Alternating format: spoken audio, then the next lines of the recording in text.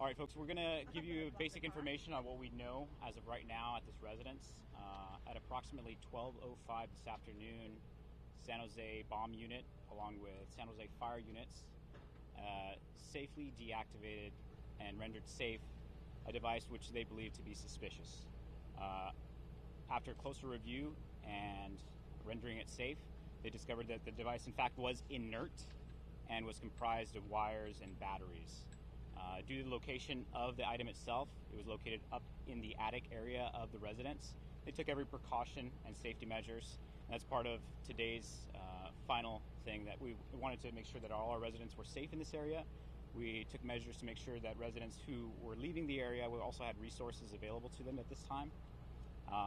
As the day progresses, the goal of the actions that our officers and firefighters took today was to ensure that as they leave this residence, they make sure that the entire residence is rendered safe and is completely accessible to the neighbors in the area so that they can return back to their neighborhood and be comfortable in their own homes again.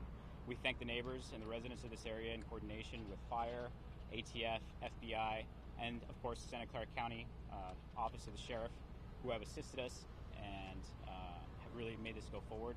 We, in fact, are in a partnership with the Sheriff's Office in this investigation. And as we proceed with the investigation today, they will be providing you updates in regards to any and all evidence found and located inside the residence.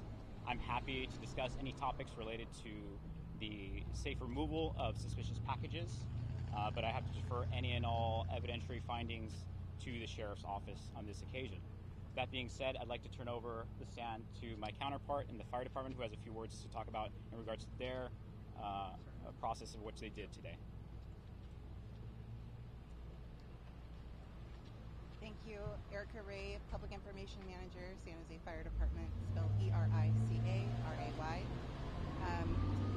Our arson team has been out here for a number of days, as you know, collecting evidence diligently. We're working very closely with our partner agencies here to ensure a very thorough investigation.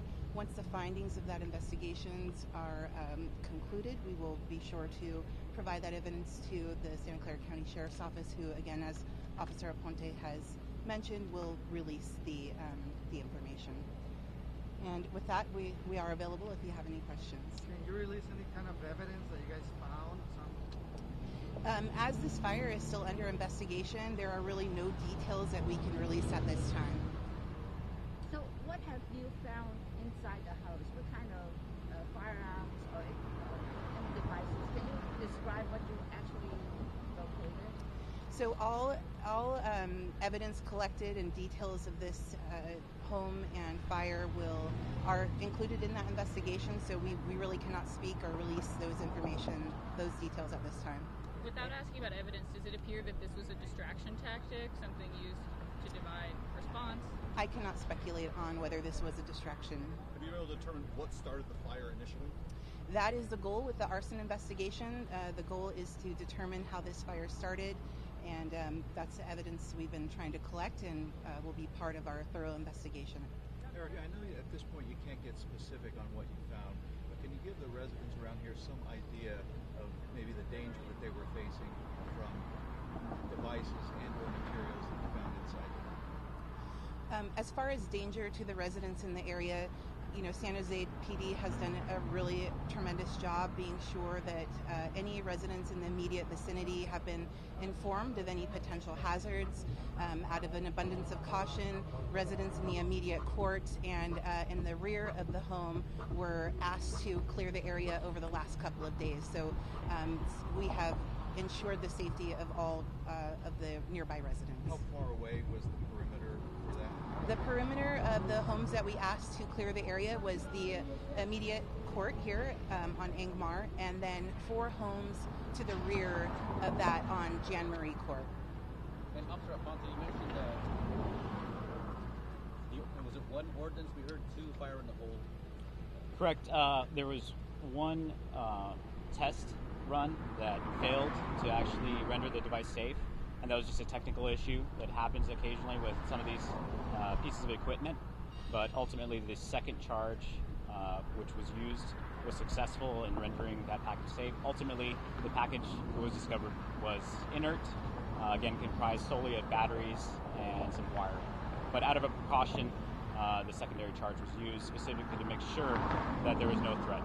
What does that tell you, that it was strategically an inert object that he intended to fool? Or? Well, no, the location of the item was inside the attic, and it's very customary in this kind of situation that people have random objects inside of their attics. The other issue that we were bringing up on this is that this individual was living in a type of hoarder situation, which further hampered the efforts of fire and police officers, and of course our other partners in collecting evidence, moving freely through the residence itself. In addition to the damage that has already been mentioned, the additional items that were located in the house were so great that it took quite a bit of time to carefully maneuver and safely make the job happen today. Can you describe the house as cluttered inside? Yes, I would describe it as cluttered. I would describe it as a possible hoarder situation that is to be determined by other experts, but at this time there are several pieces of items that obviously you can see from the exterior of the perimeter that is very cluttered in that neighboring area of the driveway, and so that extends throughout the house itself, and again was a challenge for our officers to maneuver through.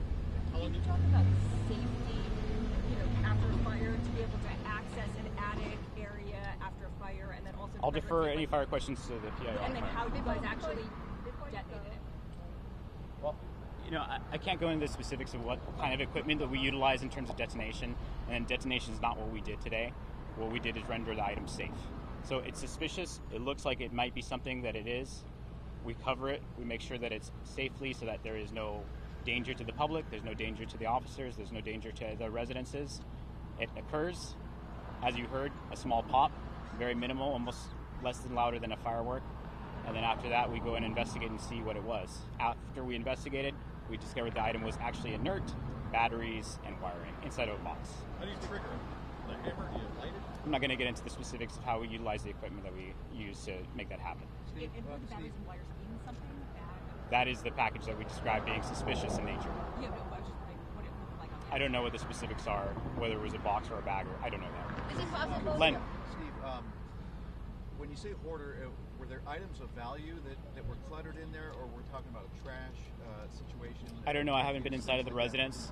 That was provided to me by officers and personnel who made entrance into the building itself. That it was very cluttered, lots of materials blocking passageways and entryways. Obviously, when I say a hoarder situation, we're not going to discuss what types of hoarders there are and what types of materials there are, but we can just say that the items in the residence were so greatly piled up that it was hampering the investigation and the access to locations that they needed to check. Question Is here. it possible you can take us on the other side of the No. road so we can get The area will be closed off for the next several hours. How about Yes. after several hours? So the neighbors can have their homes back by this evening? Yes, that's the plan. After we clear the area and make sure that every nook and cranny has been rendered safe, we're going to make sure to pick up our gear, and the neighbors and residents will be returning back to home. The residence itself will be boarded up and secured so that we don't have people wandering in there after the fact. But ultimately, the hope is that we get our residents back into their homes, feeling safe and secure, knowing that we took care of everything inside the house that could be a danger to them.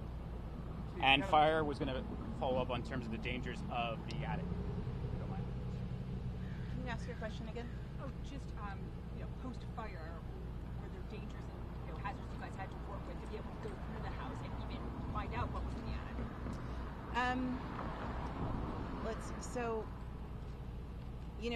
Once the initial fire was knocked down, that was we ensured that there were no fire hazards inside, and that's when our arson team moved in. So that I can't really speak to more details than that. A lot of times the floors get unstable, that kind of thing. The fire inside did seem to burn quickly through the home, so the damage was there. We didn't have a roof collapse or anything like that, so the investigation was able to move forward inside without the concern of the home falling on them. Why did the 911 call to the shooting is after? I mean, it's before the call for the fire. What is your explanation for that? It's like 4 minutes or 6 minutes. 4 minutes. So the morning of the shooting incident on Younger Avenue, there were two other significant fires that San Jose Fire was confronted with. And the order of those calls, were the order in which we received reports to our dispatch center. So the call for Younger did come through before the call for this house fire. And it was just the way that they were reported, right? We had a passerby in this neighborhood that reported the fire. They had seen smoke coming from the home, and that's when we dispatched resources. Given that we saw those huge black smoke clouds coming from the house in video, can you describe how much damage was done to the inside of the house? I know you said the roof didn't collapse, which we could see from the aerials, but inside, how much destruction? So damage to this home by firefighters was described as heavy. It is uninhabitable at this time. Is it clear what hours the fire was active on Wednesday? The initial call came through just after 6:30, and we had it the fire knocked down by about 7:26, I believe was the time. And our last firefighting unit cleared the scene shortly after 9 a.m. So that is the timeline that I can provide at this time. Can you speak to, like, last night we saw a lot of fuel cans in the street. Can you speak to that and what type of potential dangers those cans, whatever they contain, might have been to responders? Obviously, any fuels that we may find on scene are assessed, and we want to be cautious for the safety of our responders. So any, they responded as they normally do, right? They are very cautious when entering a fire scene, very aware of their surroundings, so they assessed and proceeded with their firefight.